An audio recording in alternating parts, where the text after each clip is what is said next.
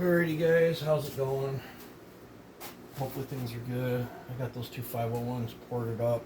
Did one yesterday, started on the other one, finished it tonight when I couldn't sleep. My red truck's still acting up. I put another fuel filter in it, and I went to go to the Echo dealer, which is 2 towns over, and it acted up. I've changed fuel lines. I've had the tank out of it. It runs totally fine, cold. You get it good and warmed up, and especially if you get it good and warmed up and shut it off and wait a few minutes and you go to start it back up, it surges, it bucks, it sure acts like it's got air in it. I cracked the bleeder on top of the thing loose today and pushed my mechanical, it's got a brand new fuel pump, pushed the primer on the mechanical fuel pump and no air come out, so I don't think it's an air problem. I'm starting to lean towards it might be an injector pump problem that just acts up when it gets warm. If you don't shut the truck off, you can go farther, but even though you drive it sooner or later, it starts acting up and just acts like a fuel delivery problem. It's had a new fuel pump. I've had a lot of people tell me, oh, it's sensors, this and that. There's no sensors on that truck. It's all mechanical. You got a mechanical camshaft operated fuel pump that goes to a P pump. You have a 12 volt solenoid that just holds the on and off switch. The thing's built like a tractor motor. There's nothing, the only thing electrical on it's the starter, a 12 volt magnet, and your alternator. There's no, it's full blown mechanical injection. So before I get flooded with messages saying that it's, crank sensor or whatever, it has a crank sensor, but it runs the tach, and the tach works totally fine. The crank sensor has nothing to do. There's nothing electrical on it. It's a 12 valve. It's full blown mechanical P pump. But I'm not having good luck with Dodges lately. Got the red truck acting up. My white truck needs transmission and rear main seal and valve cover gaskets and driver's side door. The green truck, that's been at a repair shop all summer. They can't seem to get it sorted out. And my gray truck's giving me a few fits here and there. So I'm just on a roll. Plus side, I guess this thing's running awesome. I'm gonna try when I get out of work today, do that or before I go into work. I'm gonna try to. I want to run this with 3/8 on it. I want to run the shin, catch some video of the shin with 3/8, and then run this with 3/8. And if this is faster than my shin, then I'm just gonna take a rim sprocket and the 3/8 bar and chain, and I'll switch from 325 to 3/8 from the 3 cube to the 4 cube, and then that way I'll just be racing this in my 400, and then I don't have to worry about anything else. I already know I'm going to do horrible, so it doesn't matter. I've been asked several times for these rubber grips that go on the back handle. Back here, this one's already got one.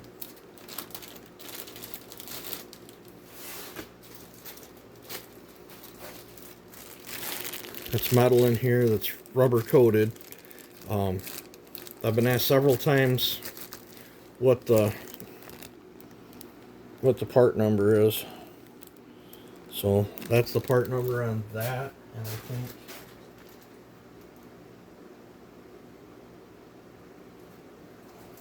there's a different part number, but it's the same number, it's just all squished together.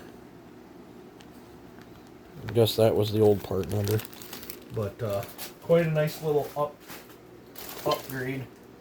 And then I think I'm going to throw one of these. One of these is for the purple build, and one is for this one. I spent $190 on all this stuff today. I Didn't really have the money for it, but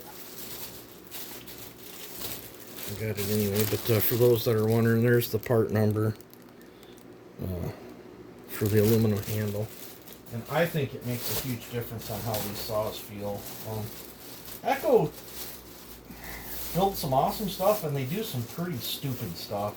Like discontinuing the 4910. That was pretty stupid on their part.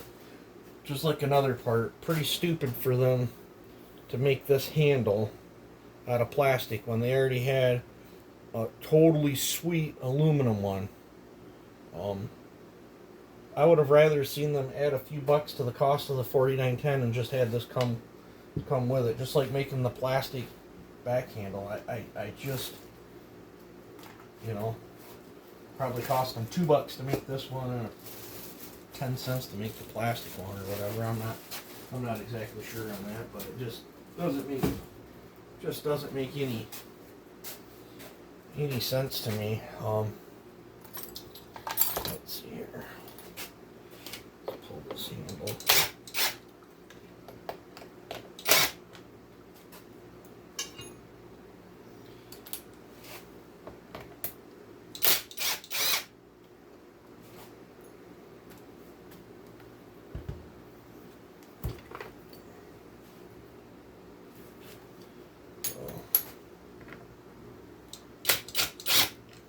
Yeah, I'm pretty exhausted. Got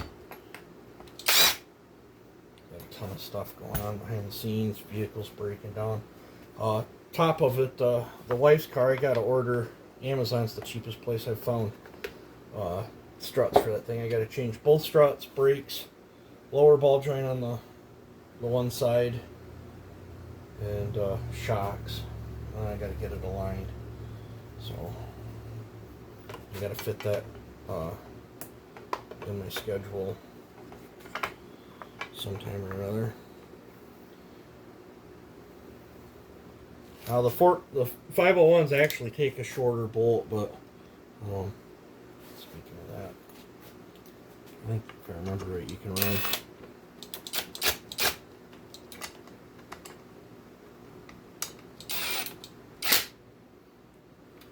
Yeah, you can run these if you want, or grind them down a little shorter.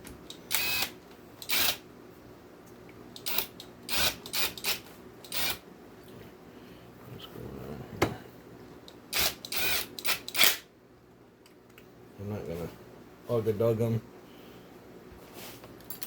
with that.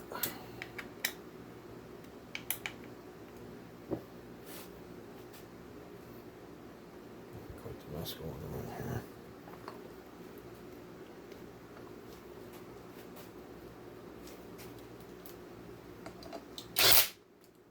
I dug that one.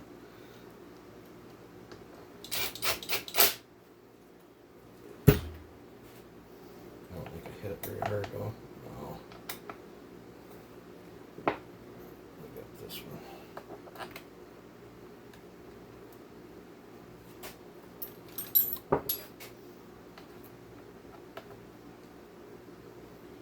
So there we go. This one.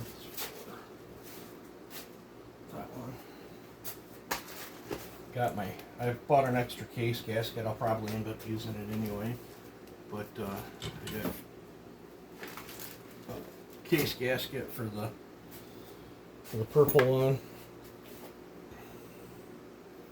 Looks like I knocked the sticker off. But that just feels so much better.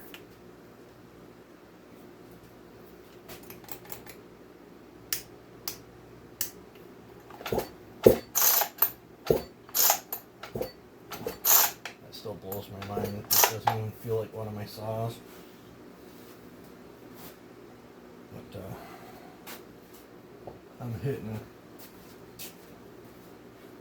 way harder up top with this than I am on my other build, so I think it's making the compression when she's wound up. Because if you hit it fast, it thumps over. I think that single ring's just letting it push by, whereas the two rings are sealing it up. But yep, we'll have to do some testing. Testing.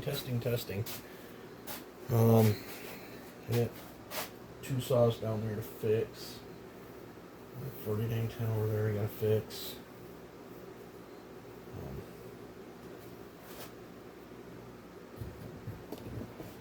There's one over there sitting right there that's been beat up by a tree service for 2 years. Still runs totally fine. They ruined the bar. It's got 325 on it, and then they tried running a 3/8 on it, ruined the rim sprocket, and then was complaining about how it was behaving. And then he lost his side cover, so I actually got this off eBay. I bought it was cheaper to buy a 501 side cover for it than it was the black one. So, go figure. But so I gotta change out the rim on that, and he's supposed to be bringing me the right bar. If not, I'm gonna have to buy one. Get it done.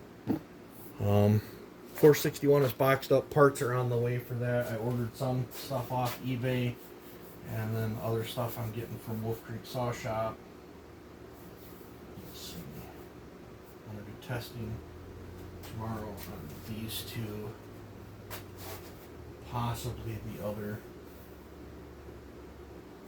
one. What else is there? I need to tune the carburetor. 6.4 horse one.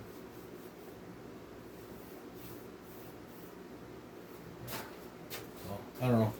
Got a bunch of stuff I got to do tomorrow. You guys take it easy and have a good one.